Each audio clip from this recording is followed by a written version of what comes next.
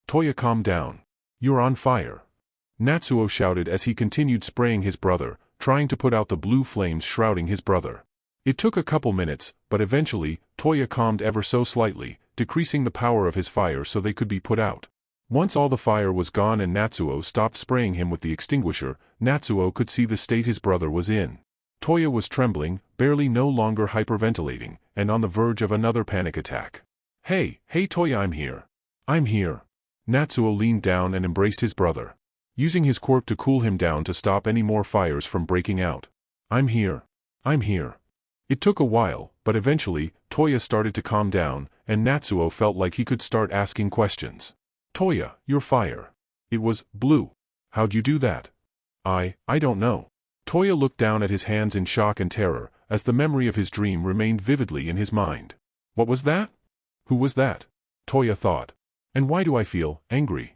Chapter 346, Angel Island. Welcome to the Angel Island directory. Angel Island is broken up into many different locations. This directory will assist you in knowing where and what. Starting with the laboratories. Alpha Lab. Alpha Lab is the lab dedicated to the study of spacetime and the fabric of reality. Here in Alpha Lab, they research how chaos energy can affect the primordial forces of the universe. This includes teleportation, wormhole creation, manipulation of gravity and mass, the creation of pathways into other dimensions, and time travel and other forms of time manipulation. Note, due to constant manipulation of spacetime around Alpha Lab, the fabric reality there has grown quite weak. This has caused much confusion, as a scientist on their way to the laboratory will find themselves lost through a seemingly endless forest, fall through the ground of the laboratory, or end up in the future. Alpha Lab has taken note of all these abnormalities and has instructions on how to deal with/avoid them. Find further details in the Alpha Lab files. Note, if you encounter an anomaly that is not on the list, please report it, assuming you are still alive and within this dimension. To add to the forest surrounding Alpha Lab. This forest suddenly appeared one day around Alpha Lab and seemed to be larger on the inside than it appeared on the outside. It also has the ability to teleport people whenever they pass through certain points. Small childlike figures inside the forest have been spotted on numerous occasions. They are of unknown origin, but they likely come from a different dimension. We call these the Fae, and they seem to be benevolent for the most part. They appear to have either control or deep knowledge of the forest, as anyone who goes into the forest with hostile intent towards them never comes back out. Beta Lab. Beta Lab's research is primarily on something called the emotional spectrum. To summarize, the primary purpose of this lab is to study and harness the power of emotions. Gamma Lab. Gamma Lab's research is the creation and study of diseases and cures, as well as other biohazardous materials.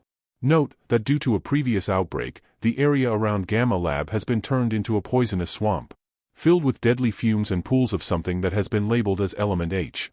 Direct exposure to Element H seems to cause random but practically always harmful effects on humans, and turns trees into man-eating squid-like monsters that now inhabit the pools of the swamp. Any and all personnel and/or visitors heading even remotely close to Gamma Lab must wear specially made hazmat suits to avoid instant death or worse. Note that these hazmat suits will not save you from the trees. Delta Lab. Delta Lab researches the development of artificial intelligence, both through conventional means and through the use of chaos energy. Epsilon Lab. Epsilon's primary purpose is the study and creation of conventional weaponry. This includes guns, missiles, rockets, knives, and other such things. Zeta Lab. Zeta Lab's purpose is the development of unconventional weaponry, namely, weaponry using chaos energy. Theta Lab. Theta Lab covers all forms of enhancement to the human body. This includes all enhancements with the exception of cybernetic enhancements. That is covered by Iota Lab. Iota Lab. As previously mentioned, Iota Lab focuses on enhancing the body via cybernetic augmentation. This can include replacing a singular body part to placing a human's brain inside of a robotic body. This does not include turning people's minds into AI, as that would fall under Delta Lab's umbrella. Kappa Lab. Kappa Lab is dedicated to the creation and study of artificially made aquatic lifeforms. Due to this, Kappa Lab is surrounded by a very large body of water, which contains several small islands. After numerous containment breaches, the waters have become filled with rather dangerous creatures. And due to a different kind of breach, the water has also become plagued by robot pirates. As such, anyone attempting to traverse the waters must be accompanied by specially equipped security personnel. Lambda Lab. Lambda Lab is dedicated to the creation and study of artificially made, non-aquatic lifeforms. As such, this lab is often referred to as the Monster Zoo. Aside from the lab itself, it consists of several enclosed environments with different biomes, spanning both on and below ground. Mu Lab. Mu Lab studies things that don't have adequate scientific backing. Things such as occult research and pseudoscience. Many balk at the idea of such subjects having a presence on Angel Island, viewing it as a waste of time and resources. To this, the Midoriya Foundation would like to remind people that there are many scientific developments that have been dismissed as pure fantasy over the years, that have turned out to be possible. These include the Earth being a globe, the concept of planes, and superpowers in general. If somehow opening a portal to hell or something similar is possible, we'd rather it happen here than in a heavily populated area. New Lab. New Lab is in charge of any and all botanical research. Attached to the New Lab is a large structure known as the Garden, where New Lab places its research subjects for observation. The garden is considered the most dangerous place on Angel Island at any point in time. There are over 100 different species of chaos-infused plants, most of which are hostile and exceedingly dangerous. All attempts to enter the garden must be accompanied by a squad of specially equipped security personnel and at least one colomancer. Note, colokinesis does not work on all of the plants in the garden. She Lab. She Lab focuses on cognitive matter research. While Beta Lab focuses on emotions, She Lab focuses on thoughts and the power they have, as well as exploring the collective unconscious. Omicron Lab. Omicron Lab focuses on robotics of all kinds. Pi Lab. At the moment, the last of the laboratories is Pi Lab, focusing on the creation of non-weaponized vehicles and other modes of transportation. As a result, Pi Lab takes the form of a giant amusement park, where the scientists conduct all sorts of tests on their different vehicles. While the scientists may have modeled this after an amusement park, do not allow that to lower your sense of cation. Explosions, falling pieces of metal, and flying shrapnel are extremely common in Pi Lab. Interception Point. The vast majority of Angel Island is surrounded by thick, nay indestructible walls. with a variety of high-powered weaponry mounted on top. The entrance is the only place where a person can go and out of Angel Island, and that is called the interception point. In order to leave or exit the island, you will have to go through several kinds of checks and inspections to ensure allowing you to leave or enter won't have any kind of negative repercussions. These inspections can last an upwards of 5 hours. Due to being the only possible entry or exit, it is the second most heavily fortified spot on the entire island. Central Tower. At the center of the island lies a large tower. This tower controls all functions in the lab with the exception of the ones used for research by the scientists. Security, communications, surveillance, supplies, all stationed and controlled at the tower. The tower also acts as an anti-warp projector, preventing most methods of teleportation to and from the island, and detecting any teleportation that does manage to get through. Lastly, the tower also leads to the power core. Power core. The final major area on Angel Island is the power core, located directly in the center of the island. This is where the Chaos Emerald that powers the entire island resides, inside the main power regulator. Due to the extreme importance of the emerald, this is the most secure location on the island, and only a very select few people are allowed to enter this area. This area also houses the self-destruct button. Upon activation, it will set off a timer, and once the timer hits 0, the entire island will explode, in a blast exceeding any and all explosions in recorded human history. The blast will destroy the island, everything on it, as well as the Chaos Emerald powering it. It will also cause planet-wide natural disasters. As such, it is only to be used if something is going to escape the island that cannot escape the island, under any circumstance. Of course, this is just another reason why this room must be guarded at all costs, lest humanity suffer or perish. Chapter 347, Open Arms. It was a lovely day, which meant Kira was going for a walk. But this time, she was accompanied by everyone's favorite janky girl, Kay, wearing her turban so as not to scare the animals. "Hey, I noticed something about you," Kay said as they walked. "Noticed what exactly?" Kira asked. "You're always so wound up," Kay explained. "Even when we're relaxing you look like you're ready to get attacked at any second." "Because we could get attacked at any second," Kira told her condescendingly. As if it was obvious. "You never know what could come out of these trees. Hungry animals, villains, anything. But we're surrounded by Grimm and soldiers who want to protect us," Kay argued. "If we can't let our guard down here, then when can we?" "Never." Kira scoffed. "Why should we ever lower our guard? Life is unpredictable, you never know what can happen. But if you don't, you'll never be able to fully relax." Kay fired back. "And if you can't relax, how can you fully enjoy life?" "Humph, I can relax just fine with my guard up," Kira said, almost pouting. Kay was pouting a bit, and one could almost see the gears turning in her head, as she thought about how best to get her point across. Then, a metaphorical light bulb flashed above her head, and a big smile spread across her face. She went over to Kira and put her hands on her shoulders. "You can relax, my friend." "Oh great," she's singing. Kira sighed. "I can tell you're always nervous, so do yourself a service." Kay sang. "And try to relax, my friend." "I'm fine, Kay, please dash." Kira was cut off as suddenly Kay grabbed her arm and started running through the forest. "Think of all that we have been through. We'll survive what we get into." Kay kept singing, as they ran into a field of flowers. "I know that you're tired of the war and bloodshed, tell me, is this how we're supposed to live?" Suddenly a bee came up to them, and immediately Kira got defensive, ready to swat it away with her vectors, but Kay reached out her finger, and let the bee land on it. "Look at how you clench your fist," enough said. "Why should we take when we can give?" As she said, Kay lowered the bee onto a flower and immediately started to work on it. "You can show a person that you trust them when you stop and lower your guard." Kay kept singing as she plucked a flower and picked it up. "Here we have a chance for some adjustment. Give it a try, it's not that hard. I'm telling you." Kay then placed that flower in Kira's hair, before spinning back wistfully. Bees and butterflies flew up around her like she was in a Disney movie.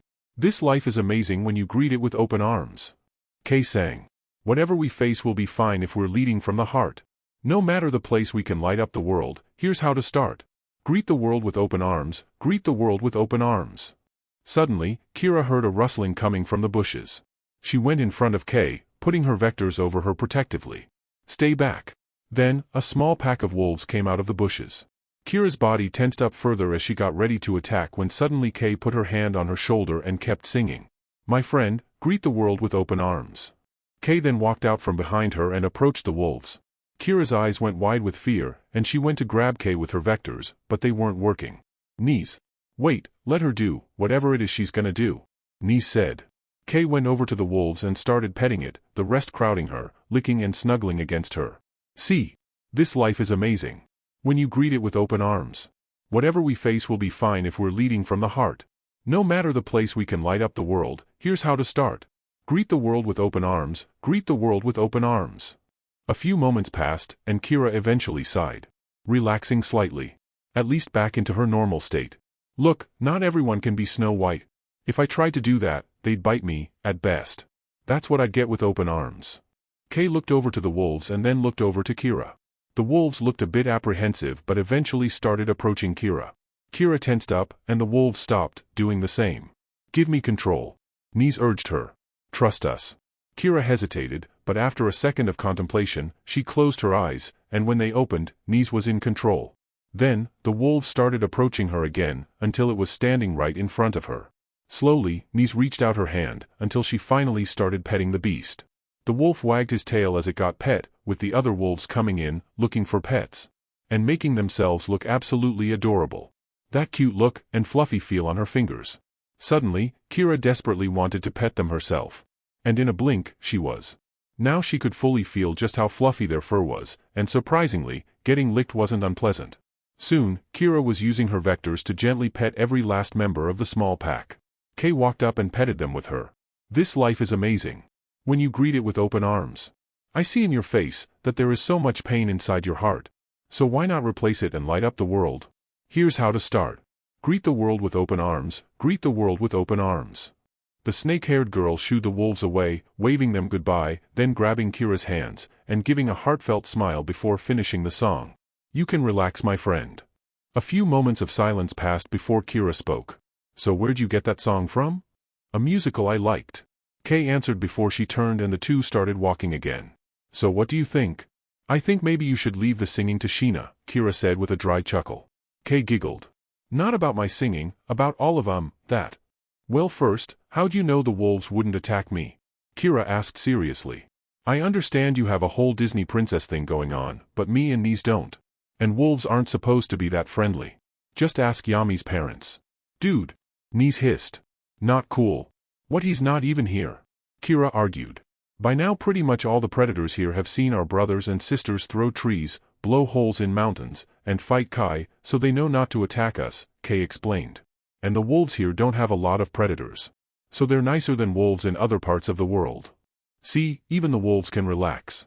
Nii said. It's the plus side of being top dog. Kay punned. Kira rolled her eyes. Alright, oh wise and mighty Kay, so when exactly can I drop my guard? What happens if I do it at the wrong time? You can never really know what'll happen in the future, you can just take a smart guess, Kay explained. Sure, maybe one day you'll guess wrong, and maybe something bad will happen. But spending your whole life waiting for something bad to happen doesn't seem that much better. And it sounds really exhausting. Kay went up to Kira and pointed at her heart. One day, no matter what you do, or how much you prepare, something bad will happen. And you just have to deal with it. But right now, everything's fine. So that's when you should enjoy life the most. Does that make sense? Kira gave Kay a curious look. And what happens if I guess wrong, and I end up dead? Are you afraid of dying? Kay asked, so casually it took Kira completely off guard. What kind of stupid question is that? Of course, I don't want to die. Kira answered, completely taken off guard by Kay's attitude to the subject. Why? Kay asked. What do you mean why? Kira responded. No one, I mean almost no one wants to die. And why is that? Kay asked again. Why do people want to live so badly? We're gonna die someday. Why not just skip to the end? No more pain. Just whatever happens after life. Kira took a step back and gave Kay a wary look. Okay, seriously, what is up with you? Back when life was really hard for me, I thought about if I kept wanting to live, Kay explained. I didn't want to be hurt anymore. And so dying didn't sound so scary. It actually sounded nice, but I kept wondering, what if I missed something by skipping to the end? What if things really did get better? If life can go bad in ways you can't expect, then can't it get better in ways you can't expect? So I decided to keep living. To see if things got better. I kept hope in my heart, no matter what. And look. Things did get better. So much better. This is the same girl who gets the lowest grades in class, right? Nii asked, sounding slightly alarmed. Yeah, I know, it's freaking me out. Kira thought. I've had so much fun.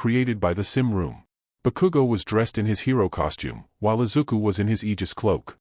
The stare-down continued for a few more seconds before the fight finally started. Kaboom! Bakugo exploded towards Izuku, with such tremendous speed he was practically invisible to the human eye. When he got close to Izuku, he stuck his metallic hand right in Izuku's face. Kaboom! Bakugo's explosion was replied back into his own arm, the force sending him flying back, and allowing Izuku to come in and unleash a series of rapid punches into Bakugo's chest before unleashing a final stronger blow that sent him flying into the side of the Colosseum, cracking the walls apart and shaking the whole structure. Gah! Bakugo wheezed, blood came flying out of his mouth, and he could almost hear some of his bones breaking from all the impacts that just happened within the span of less than a second. Special move. Finger gun Gatling. Izuku aimed his finger at Bakugo, then applied his quirk. Bang! Gah! Bakugo coughed up even more blood as a hole was shot directly into his side as if he'd been hit by a bullet. By applying his quirk from a small surface point on his body, in this case, his finger, he could apply the force of his quirk on an equally small area on someone's body, essentially turning his hand into a literal finger gun.